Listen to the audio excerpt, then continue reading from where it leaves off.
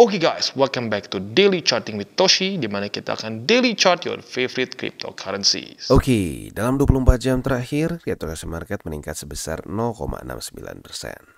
Dengan total market cap mencapai 1,98 triliun US dollars, dengan peningkatan Bitcoin dominan sebesar 0,09% dan peningkatan volume sebesar 25,5%. Untuk hari ini DCWT kita akan bagi jadi dua. Sesi pertama kita akan membahas mengenai Bitcoin dan Ethereum, dan sesi kedua kita akan membahas mengenai altcoins.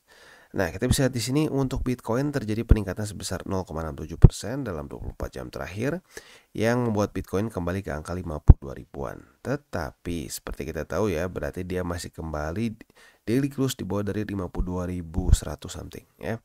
Artinya masih ke reject, itu masih menjadi resisten ya.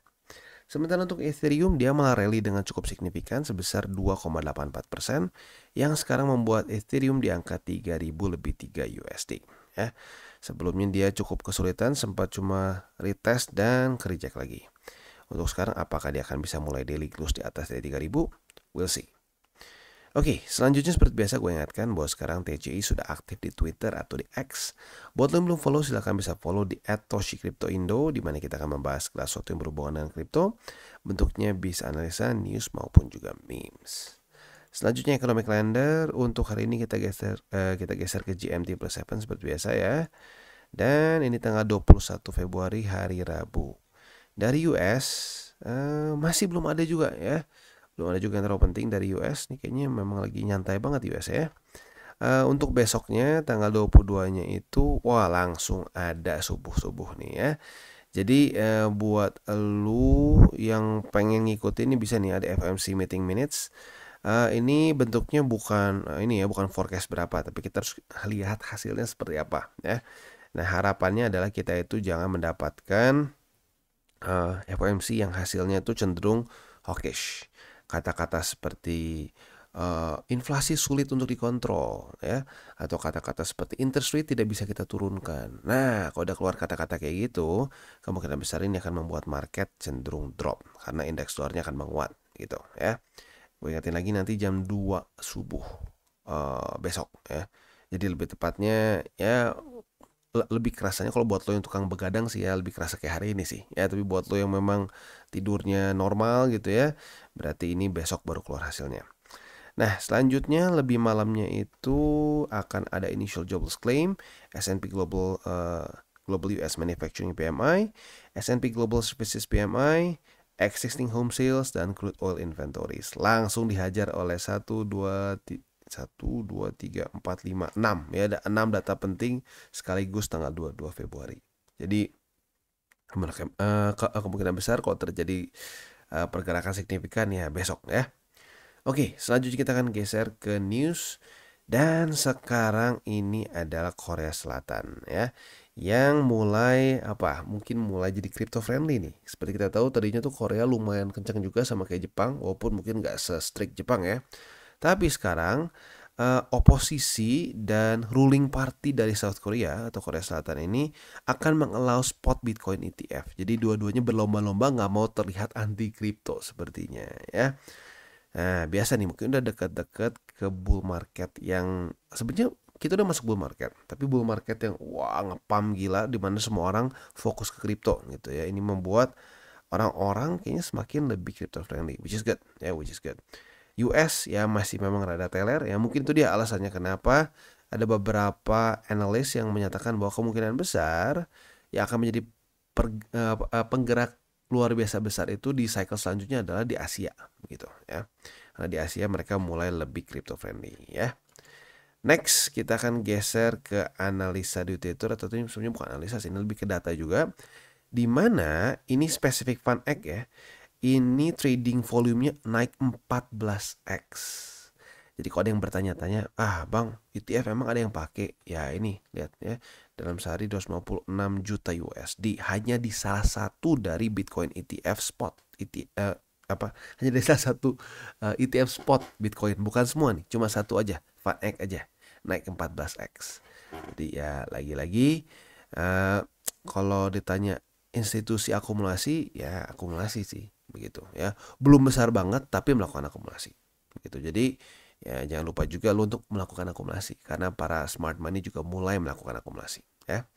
Nah, selanjutnya kita akan geser ke TA. Untuk TA kita bisa di sini. Oh, ternyata kemarin daily close-nya sedikit di atas.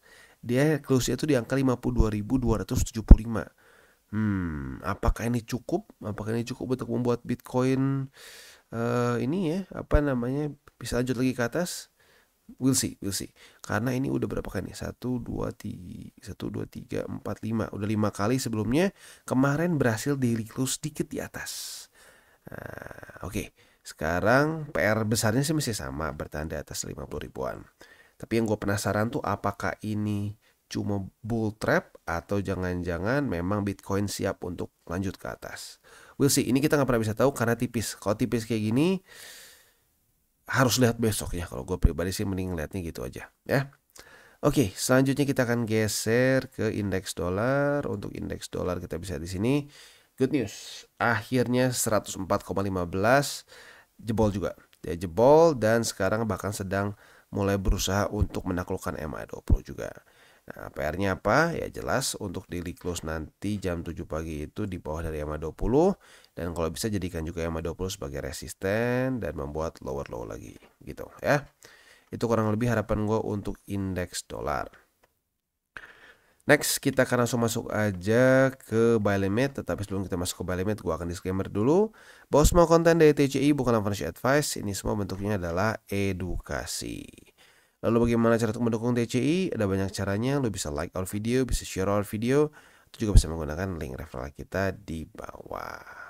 Dan sekarang kita akan dengar lu pesan-pesan dari sponsor kita pada hari ini. Okay, today's video is brought to you by Bybit. Dimana di Bybit ini kita bisa melakukan berbagai macam hal ya, mulai dari yang newbie sampai yang sudah advance. Buat mungkin lo merasa bahwa aduh bang, gue masih nggak ngerti nih TA, gue masih nggak ngerti charting dan seterusnya, tapi pengen akumulasi, pengen DCA murni, bisa lo tinggal masuk ke sini one click buy, dimana lo bisa pilih lo mau pakai apa ya fiatnya, lo tinggal pilih juga asetnya apa ya. Misalkan lo pengen akumulasi BTC, misalkan setiap hari Senin jam 7 pagi, misalkan gue pengen akumulasi BTC sebesar 100.000 rupiah misalkan ya, lu bisa langsung lakukan di sini. Bisa peer to peer, bisa Dana, Bank BRI dan lain-lain. Ini gila ya, bisa pakai BCA Mobile dan seterusnya. Jadi Bybit ini memang cocok banget buat orang-orang yang tinggal di Indo ya, bisa langsung pakai bank-bank yang memang sudah biasa kita pakai di Indo ya. Nah, buat yang intermediate sampai advance juga di sini ada spot, nah, dan juga ada leverage tokens, dan tentu juga ada derivatives trading, di mana kita bisa menggunakan kontrak yang USDT maupun USDC. Jadi di sini lo bisa pakai USDC ya, karena nggak semua exchanger bisa menerima untuk futuresnya pakai USDC ya. Dan tentunya juga lo bisa earning bunga juga dari kripto lo dan lain-lain.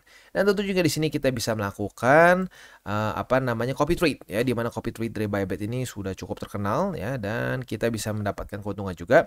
First copy trade kita bisa ada protection 100 USDT loss coverage ya, dan seterusnya ya. Jadi buat lo yang tertarik bisa silakan pakai, klik di link referral kita di bawah. Oke, dan seperti biasa kita akan mulai dulu dengan Bitcoin.